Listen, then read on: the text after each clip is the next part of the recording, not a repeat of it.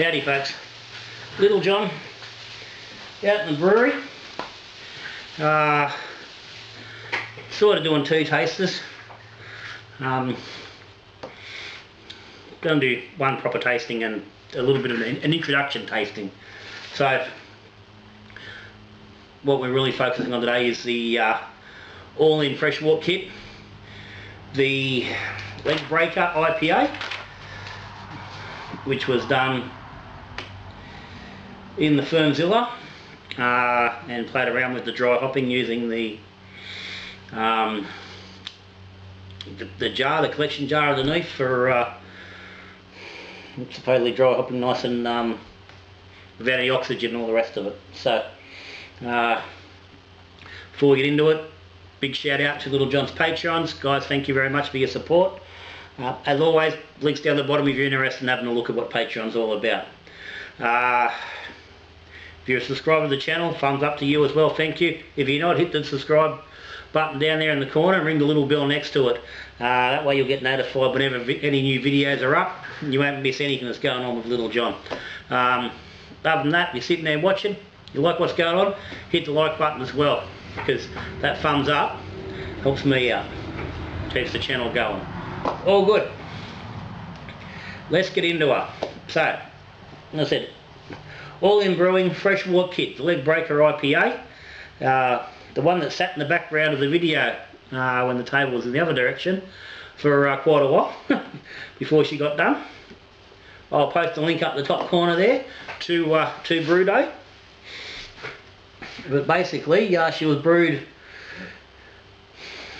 fairly close to the instructions that come on the kit. I added the 5 litres of water that they said to. The only real difference was the box suggested 50 grams of citron, 50 grams of Centennial Dry. My research, and they've just seen a lot of people talking about the fresh wort kits and the all-in. Most people were suggesting at least doubling the dry hopping. I didn't really want to go to that extreme, so I held it back. But I went halfway, so I went 75 grams of each. So I went a 50% extra, I didn't double it. 2 packs of US-05 dry into the Firmzilla, original gravity 1056 on day 4.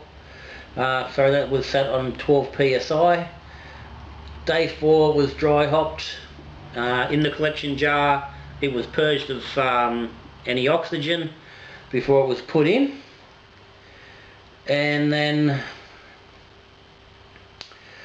opened up, let it go.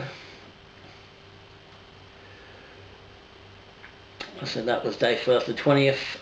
4 days later I started cold crashing. I worked towards a cold crash next day, so 5 days after I dry hopped, we had a 10-12 final gravity. I took the collection jar off, and it was full of hops. It was just big whopping hop cake and crud in that. And continued to drop down to 1.8 degrees at that point. It cold crashed till the 7th of the 4th. Now that was because of Easter. I think I would have ideally done this on the weekend of Easter, but it was after Easter before I got to it, so it did sit there a bit longer than I would have normally anticipated. So it was actually, might as well say, 3 weeks total ferment. Went into the keg, which is, well, went into 2 kegs actually. So this is off the keg. So that was in the keg on the 7th of the 4th. So it's now the 11th of the 5th. So this is pushing 5 weeks since she was kegged. And she's a deep amber, pushing a touch of brown on the eye. Poured a nice thick head, which is settled just a little bit now. It's not highly carbed. It's a bit lightish, hasn't taken on the carbonation particularly well. And the nose, it has diminished a little bit. It's not quite as strong as it was, and as I said, it is 5 weeks old. And I'll get to the reason why it's 5 weeks old. I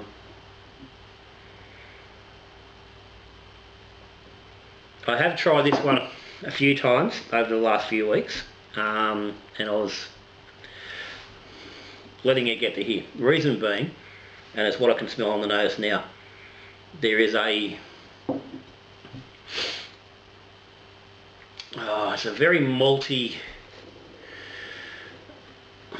very sweet toffee note going on, and it's now just becoming quite evident in the nose. Up until probably last week, the hop nose was overpowering and you couldn't smell it, but now it is becoming, it's starting to dominate over the top of the hops themselves. And I said that's 150 gram dry hop. It's a decent sized dry hop, but it has considerably faded.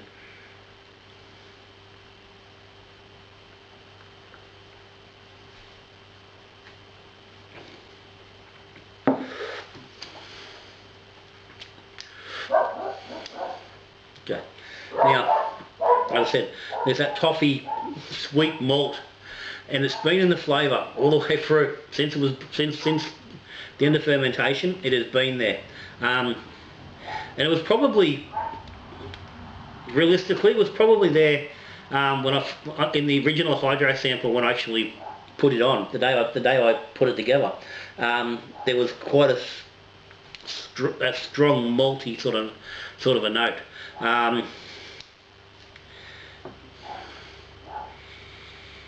And it's overpowering everything.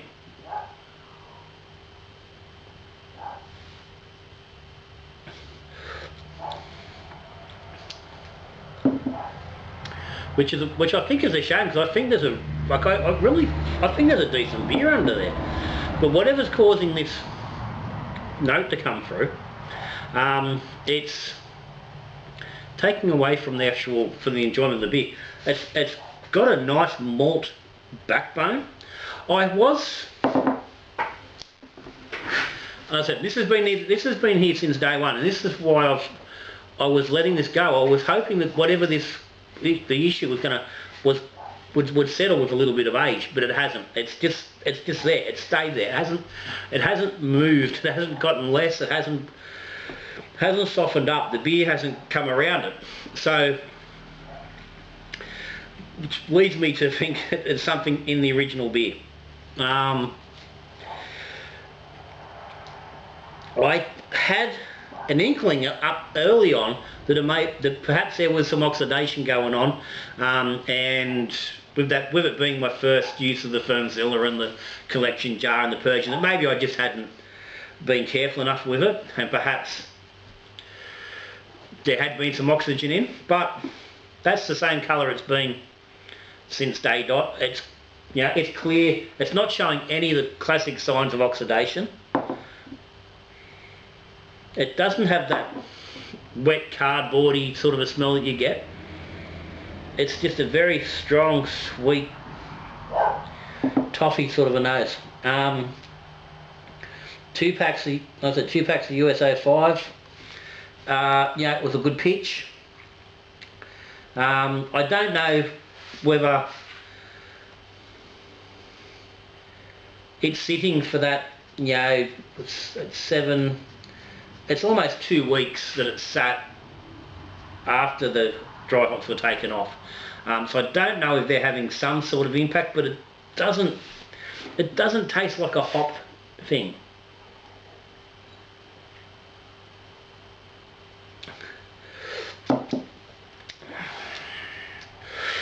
It tastes, to me it tastes like there's just a wrong grain in there. Something's just not right. It's too strong. I mean, it's a slight chance it could be hop driven, but I really don't think so. That's not a flavour I would associate with a Citra or Centennial.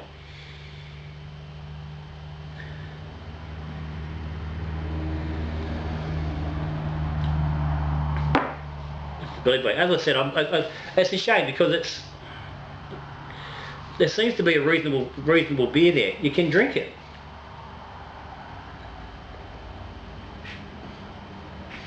And if you don't look at it if you don't go looking for it too hard, it's like, okay, you can just go, that's just not really a super enjoyable finish. But there's clearly there's just something not right with that. I don't know what it is. I have seen people comment that they've done this kit and it's not come out well. So I don't know whether it's that's what gets me leaning towards maybe it's just a combination of the grain and the hop they're using in the brewery that doesn't really work. I don't know. I've only ever done the one. I've done 2 all-in kits before and they've been really good beers. So it's hard for me to say that just blankly rubbish all in and say, well, they just make crap bloody kits. They make good beer. There's no reason why their kits shouldn't be any different. But that's just not working. So as it stands, as it's brewed, yeah, not a great success. I can't, because of that, then say that the whole Firmzilla and the using the dry hop through the collection jar and the purging the jar and stuff, I can't say for sure that's been a success because I now only have this beer to go. I'm gonna need to follow up with further beers to see and confirm whether that process works or whether that is actually contributing to that. I don't think it is. So yeah, I can't give a definite guidance on do this or don't don't do this or don't do that. Needs more effort. But if in your IPA, I would suggest that go off that, look for a different kit. There's plenty of options. Anyway, before we wrap up, this is just a quick little fella, just a quick taster. Because there's probably a few people waiting to see this one. This is the Cherry Pie Ale. Cherry Pie Stout. It was brewed on the 10th of April. I'll stick a link up the brew date. I'm not going to go into a lot of detail just at the moment because this isn't going to be a full taste. But basically I was looking to do a beer with cherries. Went with the cherry pie side as opposed to where we would normally go like a cherry ripe, that sort of thing, chocolate, chopped cherry and coconut. I've gone for a cherry pie sort of a feel. So this has only been in the bottle, I'm pretty sure 2 weeks in the keg. Where are we kegged? 19th, keg 25th of the 4th. So 10, 16, it's probably a bit over 2 weeks. About 16. Yeah, about 16 days, so 2.5 weeks. It's actually darker than what I was expecting because of coming out of the fermenter. It wasn't quite as dark, but it's come up reasonably dark. It's got a very heavy red tinge, which is not going to come up on the camera. And probably be better off doing during the day when there is a bit more light, but that will come in a later video. I'm going to leave this go probably another month before I really do a proper taste on it. But as I said, given I know that there's a lot of you guys out there that are interested in how these cherry beers come along, what do you give it a go? So as I said, basic, there's a stout recipe with cherries, lactose, vanilla,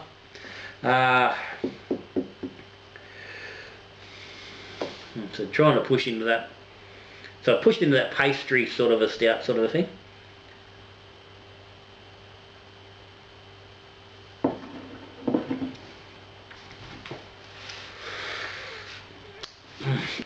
well, yum. Oh, that's good.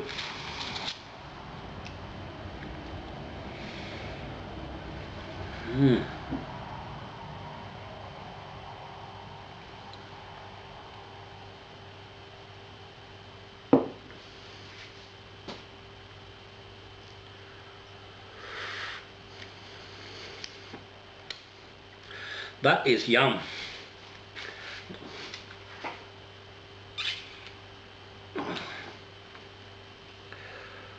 Oh, shit, yeah, I'm happy with that.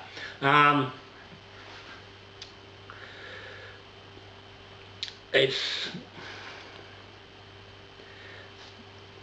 got that nice little bit of sweetness there without being ridiculous, which is what I was aiming for. I didn't want a massive, like I didn't want that bloody fake lactosey sweetness, which you can get. So I was restrained with the lactose, which you see went in the recipe, and that's worked. It's just a little background sweetness, as you'd expect with like with nice little with pastry in the pie.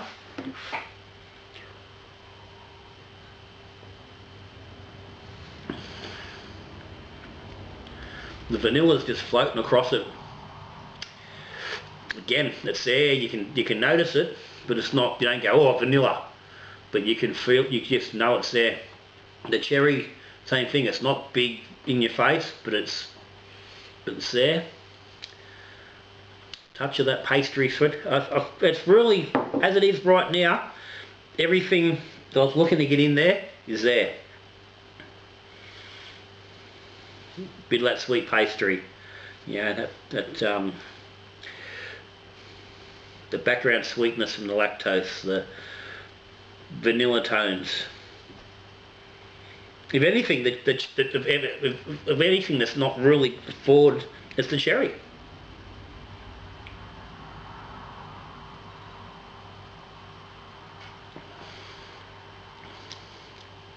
But it's definitely there. And I said everything's just got its little part. Oh yeah, good. So I said I will do a proper review on this in about a month's time. I'll give it about 4 more weeks. Get it into winter. But right now, I am really interested to see where that goes. I would anticipate from here that the cherries will come up a little bit, and that the little bit of a sweet edge will just pull back a little bit. That's just an experience of using the cherries. They do tend to come on a little bit, but that being said, that's normally from using fresh cherries. This time I used frozen store-bought ones. I didn't use the cherries I had in the freezer. And again, that's on the burrito video. But oh yeah, I'm looking forward to getting to know this fella a little bit better. But anyway, that's us for today.